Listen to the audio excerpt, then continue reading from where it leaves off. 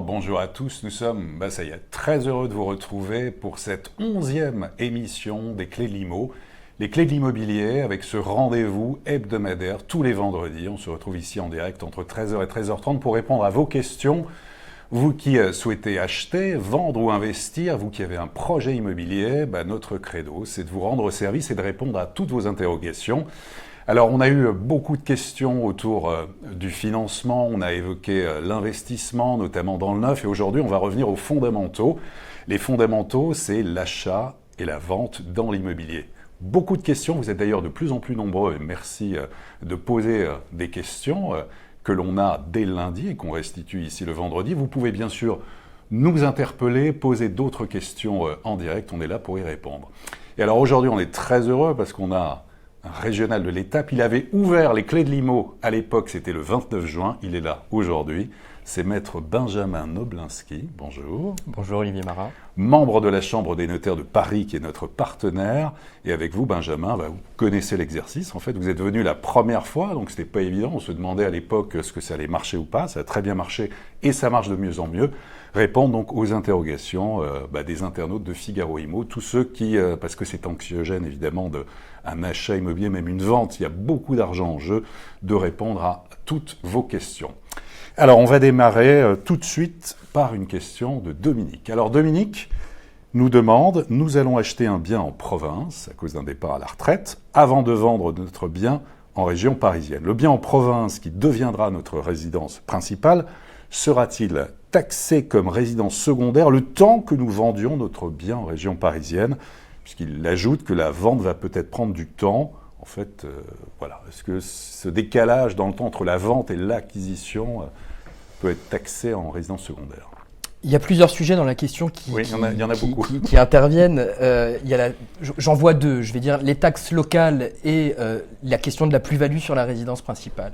Sur le premier point, il n'y a pas véritablement de fiscalité dédiée à la résidence secondaire. C'est-à-dire que chaque propriétaire paye une taxe foncière et une taxe d'habitation. Donc, en soi, le fait d'acheter une résidence secondaire générera des taxes et des impositions.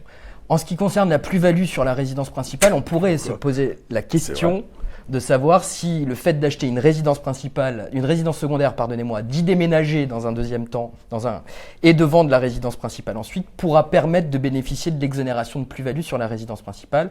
La réponse est oui, si jamais le délai entre le moment du déménagement et la vente est un délai raisonnable et que le bien est mis en vente de manière suffisamment tôt pour pouvoir justifier du fait que c'est toujours la résidence principale. Très bien. Et autrement, en ce qui concerne justement ces délais, vous pouvez aussi regarder certaines émissions, notamment la dernière sur les pré-relais. On avait évoqué les pré-relais, donc c'est assez intéressant. Donc ça, c'était les Clés de l'Immo sur cette notion de financement. Question d'Aurélien. Aurélien, peut-on remettre en cause un vendeur pour des vices cachés? Beaucoup de questions autour des vices cachés. C'est un vrai sujet et je pense que c'est lié à l'angoisse que vous évoquiez juste avant, dans la mesure où il est toujours angoissant d'investir des sommes d'argent assez importantes dans l'achat d'un bien immobilier et on a toujours peur de faire une erreur quelconque. Rien que quand on achète un téléphone aujourd'hui, on peut être angoissé, donc un bien immobilier à plus forte raison.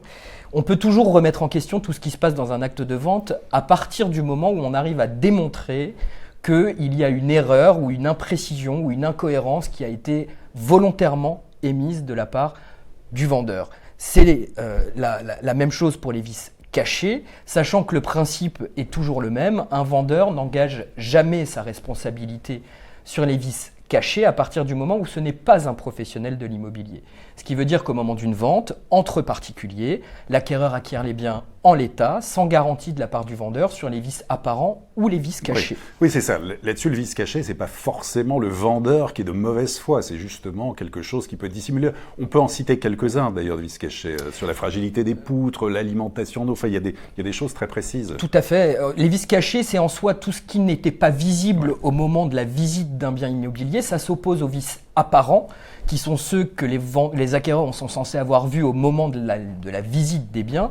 Les vices cachés sont cachés aussi bien pour le vendeur que pour l'acquéreur. La seule limite, c'est si ça a été volontairement caché, auquel cas le vendeur engage sa responsabilité. Il devra à terme indemniser l'acquéreur de toutes les conséquences et de tous les préjudices subis par l'acquéreur du fait de la révélation de ce vice postérieurement à la vente. Ça vient après la vente et puis ça rappelle le fait des fondamentaux aussi. Prenez votre temps lorsque vous visitez, idéalement quand vous vous déplacez pour acquérir un bien immobilier, allez-y avec quelqu'un qui peut s'y connaître, en tout cas architecte, quelqu'un du bâtiment pour vous aider, pour avoir le moins de mauvaises surprises possible. De la même manière, quand vous achetez une maison par exemple, le vendeur n'est peut-être pas au courant de l'état de la toiture telle qu'elle est dans sa réalité. Il peut toujours être intéressant de faire venir un auditeur technique afin de purger ces points en amont et d'être tranquillisé postérieurement à la vente. Très bien. Alors, question suivante, question de Nathalie. Je cherche à investir dans un logement neuf pour le louer, mais je souhaite savoir s'il est possible de louer à l'un de mes enfants sous la loi Pinel. Si oui, y a-t-il des conditions ? Alors, c'est une question intéressante puisque à l'origine de la loi Pinel, la possibilité de louer aux ascendants ou aux descendants n'existait pas. Ça a fait l'objet d'une modification de la loi Pinel qui permet désormais effectivement de pouvoir louer à ses enfants, enfin aux ascendants ou aux descendants. Enfants ou parents. Enfants ou parents, tout à fait, afin de pouvoir toujours bénéficier du logement Pinel. Ça, c'est la règle actuelle. En revanche, il y a des conditions, bien évidemment, et ces conditions sont les suivantes. Vous devez établir un bail conformément à la loi Pinel, c'est-à-dire avec les paliers de loyer qui sont respectés conformément au zonage qui existe, puisque vous savez que par ville et par zone, il y a des plafonds de loyer à ne pas dépasser pour pouvoir bénéficier de la législation Pinel. Et de ressources pour et des conditions de ressources côté locataire. Locataire, tout à fait. Ouais. Il est à noter également que le locataire ne pourra pas bénéficier des aides sociales qui existent à partir de ce moment-là. Donc il y a peut-être également un calcul à faire pour savoir si il est intéressant de se soumettre aux dispositions de la loi Pinel. Et le dernier critère essentiel, c'est que l'ascendant ou le descendant ne soit pas rattaché au foyer fiscal.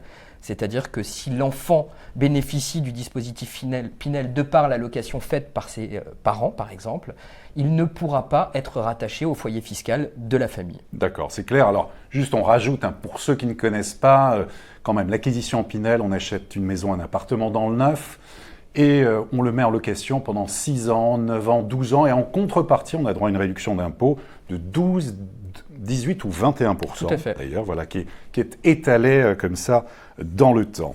Alors, question suivante. Maurice, quelles sont les règles en matière de délai de rétractation ? Est-il de 10 jours à compter du jour suivant la notification ou de 10 jours à compter du lendemain de la première présentation ? C'est une question très importante et je dirais même fondamentale. Ouais. C'est-à-dire que nous, on insiste, notaire, quand les gens achètent, effectivement, les particuliers qui achètent un bien à usage d'habitation bénéficient, de par la loi, d'un délai de rétractation de 10 jours. À noter que c'est un délai d'ordre public, c'est-à-dire qu'on ne peut pas y renoncer. Je ne peux pas signer une promesse de vente en disant « je renonce à ce délai de 10 jours, dans tous les cas, j'en bénéficierai ». Benjamin précisait que pendant très longtemps, c'était 7 jours. On est passé à 10 jours depuis 2015. Tout à fait, c'est très récent, effectivement. C'est 10 jours maintenant, et c'est 10 jours à partir de la première présentation de la lettre recommandée, du lendemain de la première présentation de la lettre recommandée qui sera faite. C'est-à-dire, un exemple, vous signez une promesse, elle vous est envoyée en recommandé avec accusé de réception par le notaire ou l'agent immobilier si c'est ce dernier qui a rédigé la promesse. Vous la recevez et à compter du lendemain de la réception, de la première présentation, vous avez 10 jours pour pouvoir vous rétracter. Et le sujet est intéressant puisque ça veut dire que la première présentation, c'est le moment où le facteur frappe à votre porte. Ouais. Ce n'est pas le moment où je reçois effectivement le courrier.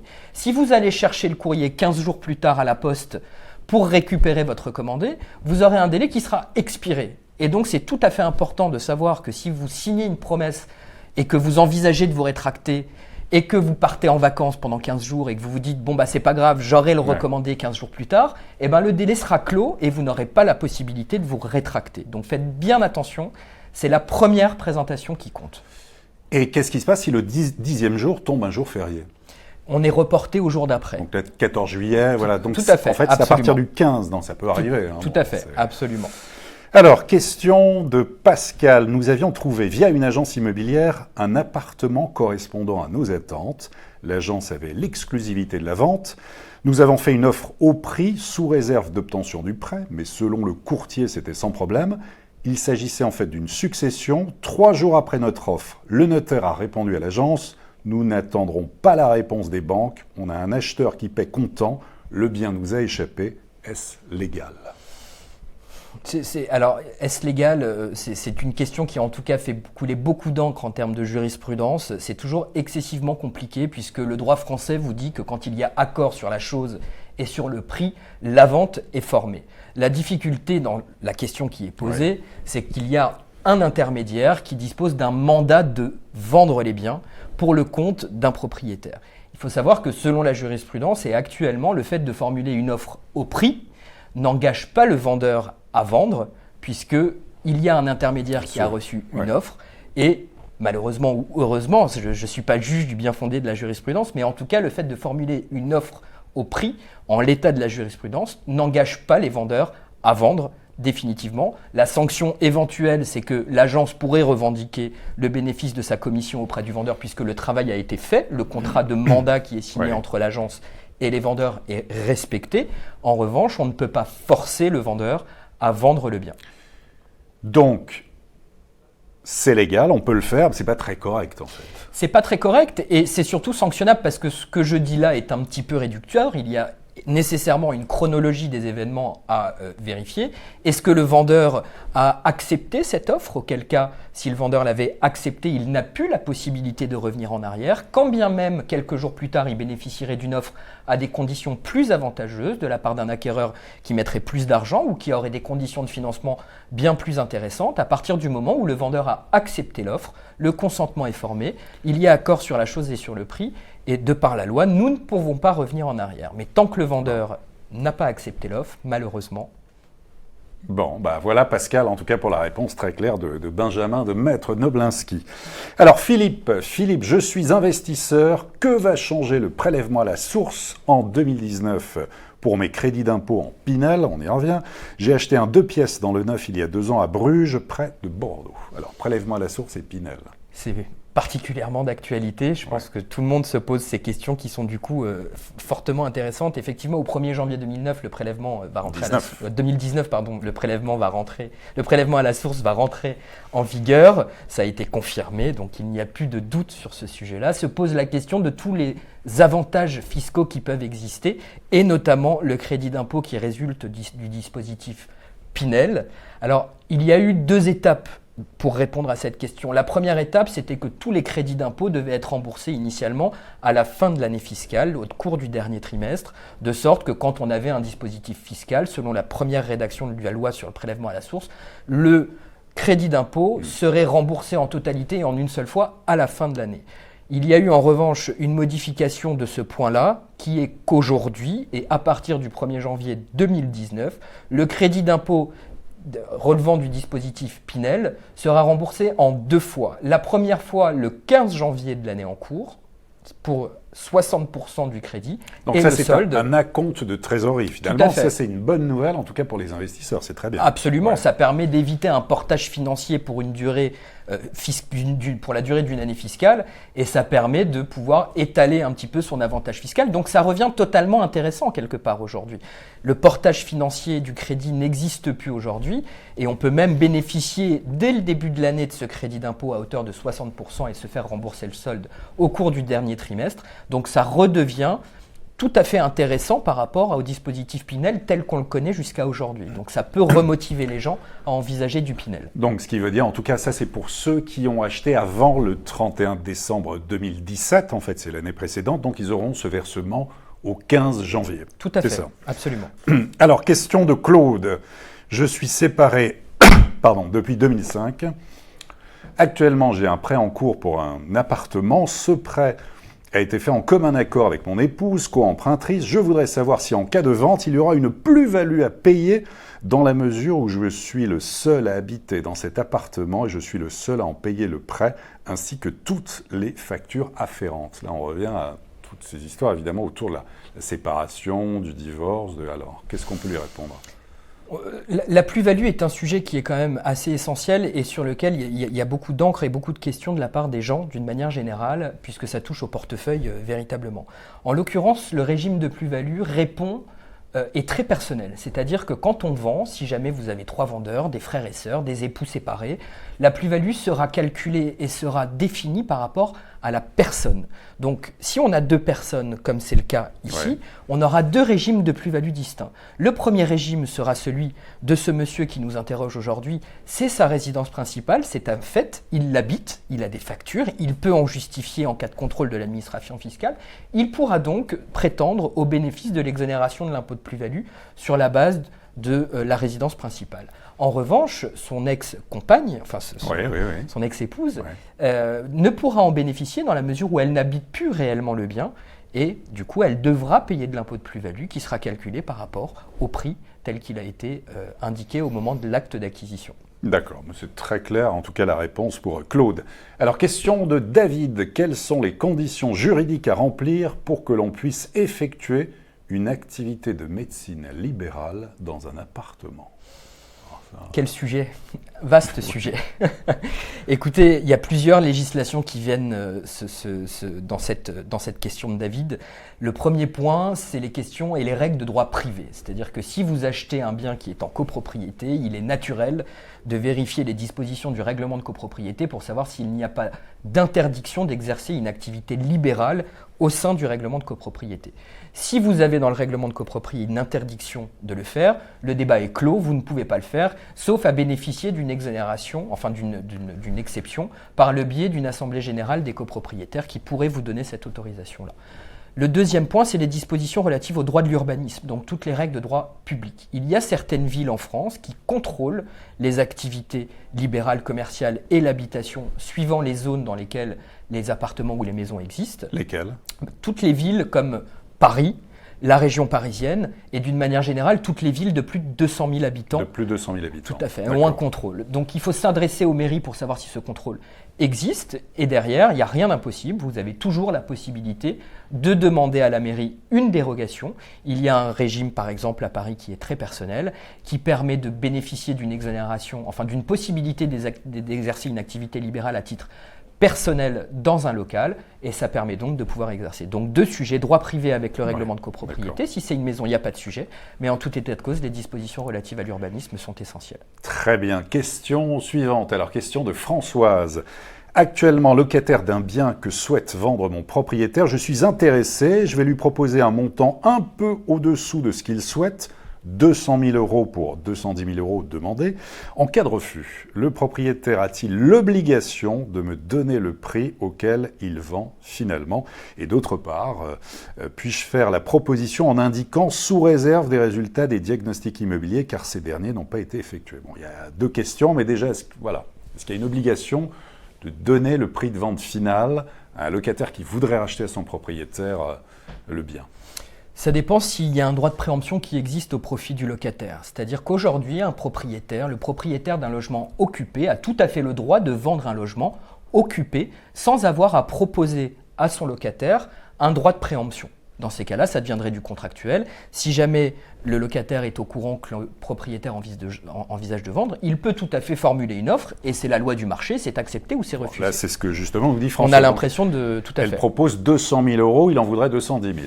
Alors. C'est la loi du jeu et de l'offre, de l'offre et de la demande. C'est-à-dire que si le vendeur accepte à 200 000, ils ont tout à fait la possibilité de contracter sur cette base-là. S'il refuse ou qu'il fait une contre-proposition pour en revenir à 210 000, dans ces cas-là, ça sera à notre... Non, mais donc il a l'obligation de répondre à François. S'il le vend 210 000 €, de lui dire finalement je vais vendre 210 000 ou pas nécessairement. Pas nécessairement. Non, tout à fait. Il fait ce qu'il veut. Si elle n'a pas de droit de préemption sur le logement, il fait ce qu'il veut.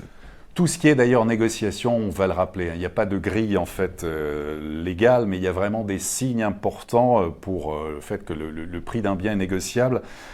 Vous pouvez avoir toujours en tête, s'il est surcoté par rapport au prix du marché, un bien qui est mis en vente depuis plus de 3 mois, on le voit sur les sites internet, ça veut dire attention, Il n'est pas au prix du marché, donc faites toujours, essayez de négocier, faites des propositions.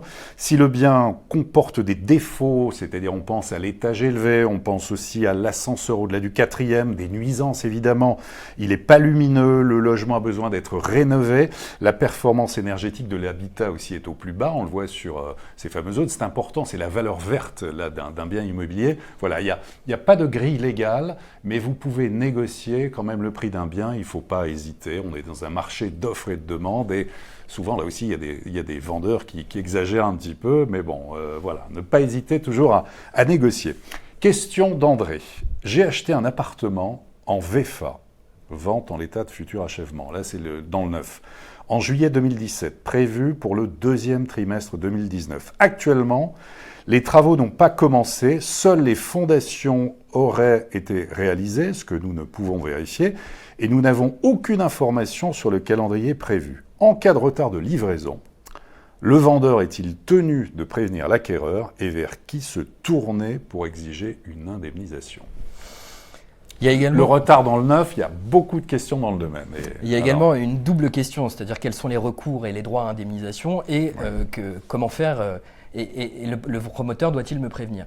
Normalement, tout est régi par le contrat qui a été signé devant notaire pour l'acquisition et la signature de la vente en l'état futur d'achèvement. Le vendeur s'engage dans l'acte à livrer les biens dans un délai déterminé sous réserve de la mise en application de causes légitimes de suspension, c'est le nom qu'elle porte. C'est-à-dire dans l'acte, vous avez des causes qui permettent au promoteur de revendiquer légalement, de par le contrat en tout cas, la possibilité d'avoir un retard. En tout état de cause, il se doit de prévenir l'acquéreur des différentes causes légitimes de suspension qui sont intervenues, puisque le contrat oblige le vendeur à le prévenir. Si jamais les retards interviennent du fait d'une cause autre que celles qui sont prévues au contrat, dans ces cas-là, il est très rare que les contrats de vente en l'état futur d'achèvement prévoient une indemnisation du promoteur vers l'acquéreur. Dans ces cas-là, on n'a plus d'autre solution que de saisir la justice pour demander une indemnisation. Donc André peut faire appel à un huissier aussi, ça veut dire aussi se rendre sur place, de voir l'état des travaux, et en tout cas vous avez intérêt à constituer un dossier, c'est valable pour André, mais pour vous tous, notamment dans le neuf, quand vous sentez qu'il y a des retards importants dans les travaux, ne pas hésiter vraiment, commencer à se constituer un dossier, c'est très important. Et seuls les écrits restent. Engager et commencer à engager, alors évidemment au départ à l'amiable, mais ensuite des procédures, donc type huissier ou saisir un avocat. Tout à fait, huissier pour constater la défaillance du promoteur dans son obligation contractuelle et avocat pour lancer la procédure et demander au juge une juste indemnisation du préjudice subi. Alors, question de Michel. On reçoit beaucoup de questions autour de la SCI, ça intéresse beaucoup de gens. Alors Michel nous demande, je vends un petit immeuble en SCI familiale, quelle est la différence et le coût pour l'acheteur et pour le vendeur entre une vente normale ou la vente des parts de la SCI ? Il y a très peu de différence, dans la mesure où, tel que je comprends la question de la téléspectatrice, c'est qu'il y a aujourd'hui une société qui détient un immeuble, donc elle est ce qu'on appelle à prépondérance immobilière. Les sociétés à prépondérance immobilière répondent quasiment à la même fiscalité que la vente d'un immeuble, aussi bien en termes de droits d'enregistrement, c'est-à-dire les frais qui existent au moment de la cession pour l'acquéreur, que de la plus-value qui revient quelque part à la plus-value des particuliers, puisque si c'est une SCI qui est soumise à l'impôt sur le revenu, elle est dite transparente et on s'en remet à la personne des associés pour calculer la plus-value. Et là, je me permets, Benjamin, d'élargir. Quels sont les avantages d'acheter en SCI ? Est-ce qu'il y a quelques éléments clés comme ça ? Ça dépend. Si on décide de vendre en SCI et qu'on a un acquéreur qui dit « je vous prends tout en l'état, faites pas de diagnostic », la législation sur la vente immobilière en cas de cession de parts de sociétés civiles immobilières qui détiennent un bien immobilier ne s'applique pas. Donc on peut très bien aller très très vite et pour l'acquéreur, c'est quand même dangereux de se lancer dans cette voie-là. Donc il n'y a pas véritablement d'avantage. Donc plutôt prudence.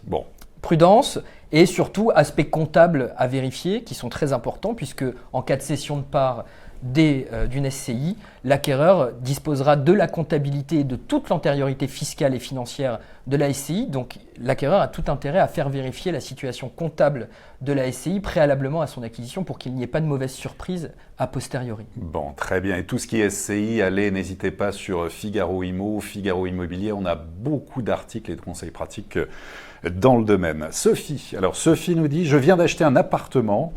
J'ai effectué des travaux, puis-je le revendre dans 1 an en espérant faire une plus-value?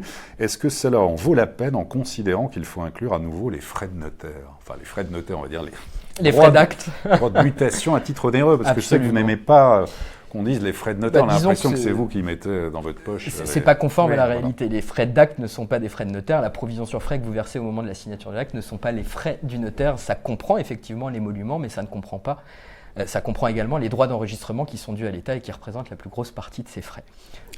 C'était important de le préciser. Parenthèse, non, mais tout à fait logique. Alors, en ce qui concerne la question, on est toujours autorisé à vendre un bien immobilier qu'on a acheté après y avoir fait des travaux. Ça, c'est pas une difficulté. C'est vrai qu'aujourd'hui, le marché est très tendu et que quelqu'un qui vend un logement qu'il a acheté à un prix intéressant compte tenu de son état au moment où l'acquisition a été faite peut en tout cas faire l'objet d'une plus-value importante si des travaux de qualité ou pas, enfin si des travaux sont réalisés avant sa revente.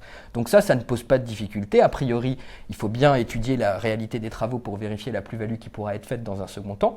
Mais ça, c'est plutôt une idée qui est intéressante et oui, c'est possible de le revendre. La difficulté, ça sera la fiscalité, si je peux me permettre. C'est que si jamais cette activité d'achat pour revendre intervient de manière trop régulière, l'administration fiscale sera tout à fait en droit de requalifier les opérations comme des opérations de marchand de biens et du coup imposer fiscalement la personne au titre des marchands de biens avec une plus-value soumise à l'impôt sur les sociétés. Donc il faut faire très attention à ce genre de choses. Alors Valtis, question suivante, nous demande « J'achète un appartement à Paris, on me dit de me renseigner sur la copropriété avant d'acheter. Quels sont les risques ?» C'est assez essentiel. C'est vite, enfin. Et je pense avoir répondu à cette question lors de la première émission. Donc c'est très important et c'est primordial. Quand vous achetez en copropriété, vous devenez copropriétaire et vous devenez propriétaire d'une partie des parties communes de l'immeuble. Par conséquent, tout ce qui sera voté en termes de travaux sera répercuté en termes de coûts sur les différents copropriétaires. Le carnet de santé de l'immeuble, c'est le carnet d'entretien, mais aussi les procès-verbaux d'assemblée générale des copropriétaires. Le syndic aussi doit vous fournir évidemment aussi des éléments. C'est évidemment très important qu'on ne se retrouve pas une fois qu'on a acquis, qu'on devient copropriétaire avec des problèmes de travaux qui avaient été votés précédemment. Il faut vraiment, enfin, là-dessus, il faut le dire, il faut le redire. C'est indispensable de lire très attentivement les procès-verbaux d'assemblée générale des copropriétaires. La loi aujourd'hui oblige le vendeur à produire à l'acquéreur, dès la signature de la promesse de vente, les procès-verbaux d'assemblée générale des 3 dernières années. Il n'est pas concevable de signer une promesse sans avoir lu ces procès-verbaux pour savoir à quoi s'attendre sur les années à venir, puisqu'il y a toujours une situation qui est indiquée dans les procès-verbaux avec, ça peut arriver, les travaux à envisager dans le futur.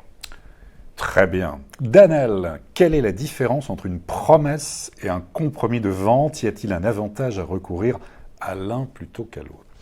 Alors, le compromis est une promesse, en quelque sorte, donc c'est un petit peu pareil. La différence, c'est les promesses unilatérales, pardonnez-moi les termes un petit peu juridiques, vous êtes pardonné. Et les promesses synalagmatiques. Le principe dans une promesse unilatérale, c'est que seul le vendeur s'engage définitivement à vendre les biens. De son côté, l'acquéreur, qu'on appelle le bénéficiaire au terme de la promesse, bénéficie de ce qu'on appelle un droit d'option. C'est la raison pour laquelle on l'appelle le bénéficiaire. Il a la possibilité d'acheter ou de ne pas acheter suivant la réalisation des conditions suspensives. Mais si toutes les conditions suspensives sont réalisées et qu'il ne souhaite pas acheter dans une promesse unilatérale, l'acquéreur a toujours la possibilité de le faire. Il devra simplement indemniser le vendeur à hauteur du dépôt de garantie fixé dans la promesse. Ce qu'on appelle le compromis, les deux parties sont définitivement engagées à vendre et à acquérir sous réserve de la réalisation des conditions suspensives. Au départ et en théorie, bien sûr. Tout à fait. Et si jamais les parties souhaitent se délier, elles ont l'obligation d'avoir un accord réciproque pour pouvoir se délier du compromis. Donc on a tendance à considérer que la promesse unilatérale de vente est un petit peu plus souple pour permettre des sorties et éviter des situations de blocage en cas de contentieux. Très bien, on va prendre une question en direct. On va terminer là dans quelques minutes. Une question d'Isabelle. Quelle est la portée juridique et la prescription du cahier des charges du lotissement pour une maison construite en 1981 ? La loi Allure impacte-t-elle ce cahier des charges et si oui, de quelle façon ? Pour préciser ma question, nous avons signé le compromis pour l'achat de cette maison de 1981, mais pas encore signé l'acte authentique. On sent la difficulté entre la promesse et la vente, là, et du coup des solutions qui tentent d'être trouvées.